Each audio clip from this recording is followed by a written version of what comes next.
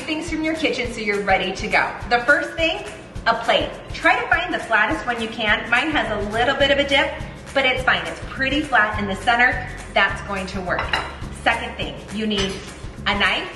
And then third, you need a spoon. These are taking place of these other tools that I love to use, a straight icing spatula, and then the spoon takes place of the offset icing spatula. And then if you have one, I love to use a cookie scoop sometimes to just put on my buttercream between the layers. We're gonna start off by just putting our first cake layer right in the center of our plate. I like using the cookie scoop because it helps me measure out the amount of buttercream I'm using. Right, I'm gonna take my spoon, hold on to your plate so it doesn't move around too much. And just like we'd use an offset icing spatula, we're going to just push out our buttercream over the cake layer as evenly as possible. And always remember, with every layer of frosting that you add, you get eye level. Make sure it looks nice and even before you start stacking the rest. Now we'll just keep stacking with our second cake layer.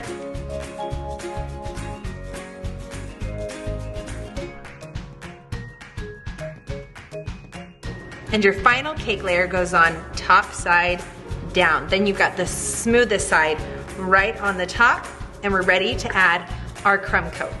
Now we're ready to apply our crumb coat. So this is a thin layer of frosting that goes over the entire cake, but it's a thin layer, and then we're gonna put it in the freezer to set.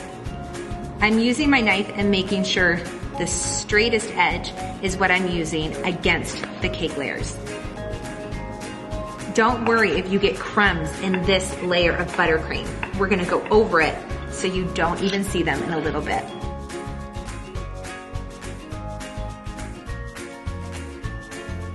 All right, my cake has been chilled, and now I can go right over this crumb coat with my final coat of frosting. I'm gonna add a little bit to the top and then work on the sides, give it kind of a rustic look, and add some strawberries to the top. To get this rustic look on the cake, we're gonna use the straight side of our knife and just overlap our layers of buttercream as we go around the cake.